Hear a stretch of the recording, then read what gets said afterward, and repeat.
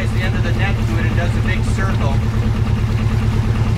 And here's a very interesting boat coming up called a pilot. It's a pilot out to the freighters at the entrance to the Fraser River because he knows the river, and he takes control of the steering and steers the big freighters, car ferries from Japan, container cargo ships from all over the world. He brings them up the river. Here we have an old fish boat that's been converted to a liveaboard boat. It has had a very checkered life, doing all sorts of dope runs apparently and that kind of stuff. We have a couple more seiners here coming up.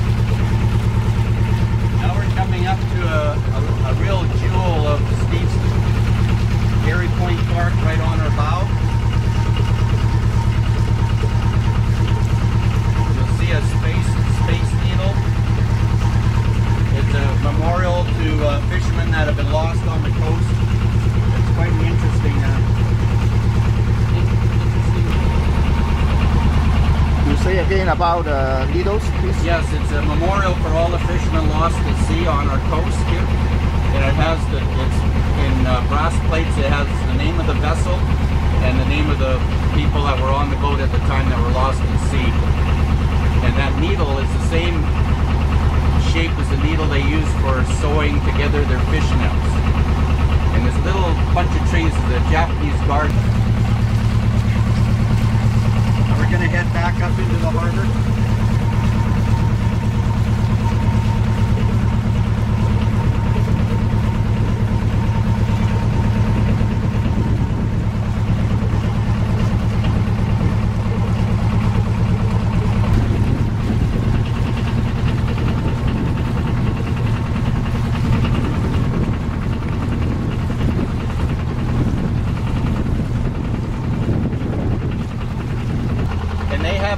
In there, you get another view just past the Gulf Spirit, and then shipped to places all over the world. In fact, the Gulf of Georgia is well known in England because that's where most of their canned salmon came from. And sailing ships in those days didn't have motors. They anchored at the entrance to the Fraser River until a flood tide, and they'd run with the flood tide up here to these docks. There's a really good shot of the canyon. White buildings just to the right. If you get a chance, you should go in there and have a look. It's a really nice display.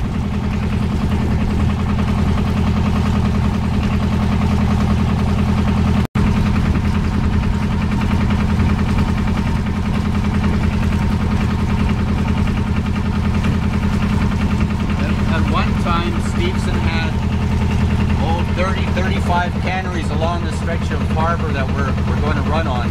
Now there isn't one working cannery left. They've all shut down, moved away. That just shows you how fishing has changed over the years. The harbor.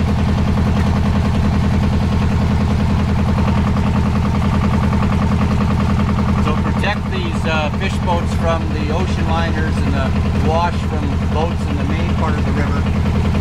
They built onto this shady island, this breakwater. Now the Fraser River, this is the south arm of the Fraser River. The Fraser River is a big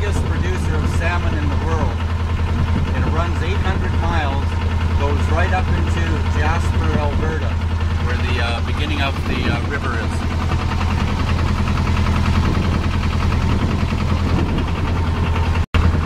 Which seem to spawn at different times. 5 species. Yeah, we had an incredible run of sockeye last year where they're literally jumping out of the water at us. It was incredible.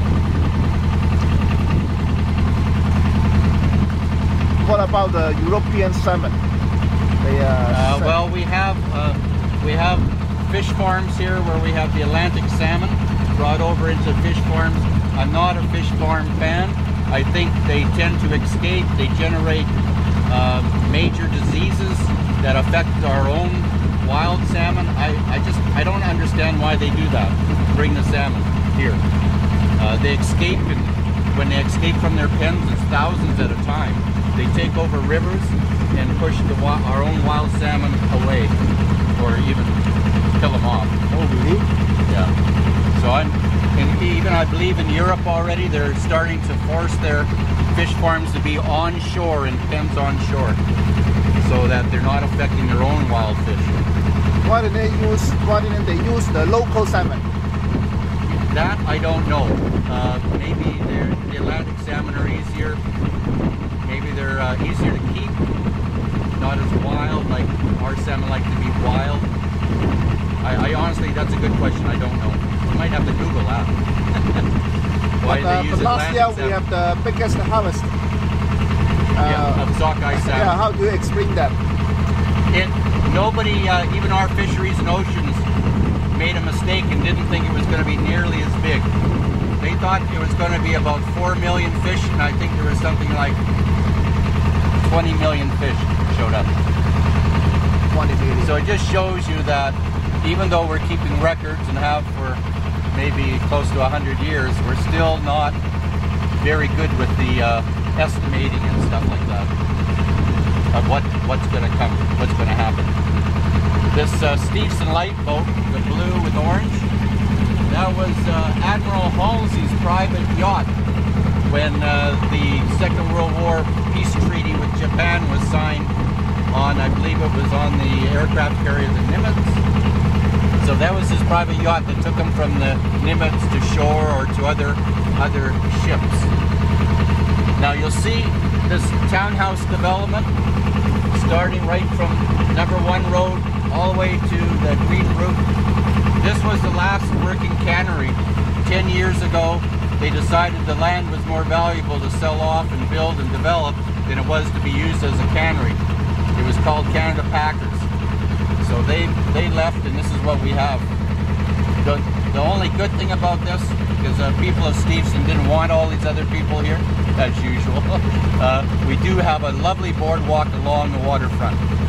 It's somewhat appeasing to us.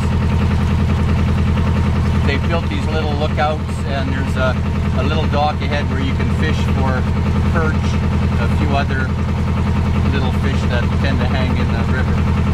Yeah, we have, I'm a sailor, and I've sailed to Australia, Fiji, Samoa, Tahiti, and we still have the best cruising grounds right here in our own home waters.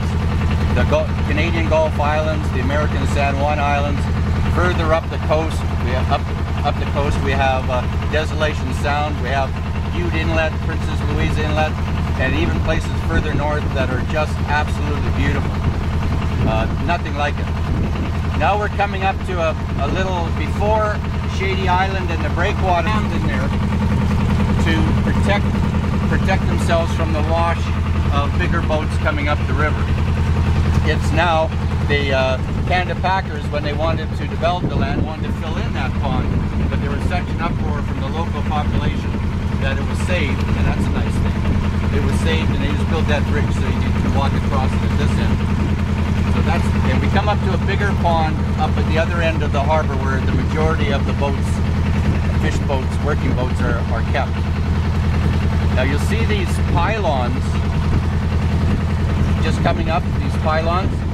These used to be canneries built out over the river.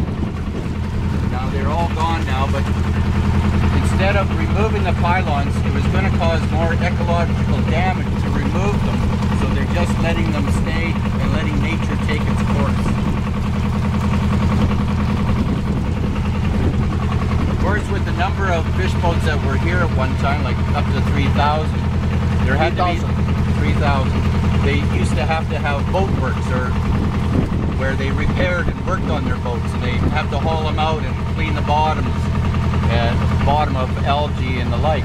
And just coming up, there, you can't see it because it's not low tide, but there's rails coming out of one of these boards, where these boards are, and they used to put their fish boat on these rails, then yank them out of the water and work on them. Now we're coming up to cannery as well, because the demand for repairing boats is so great that it was turned into a boatyard. And it's also a Canadian historic site. We're just coming up to the start of it. They have now Britannia Shipyards these buildings are from the 1920s, so they're still pretty old. 1920s, yeah.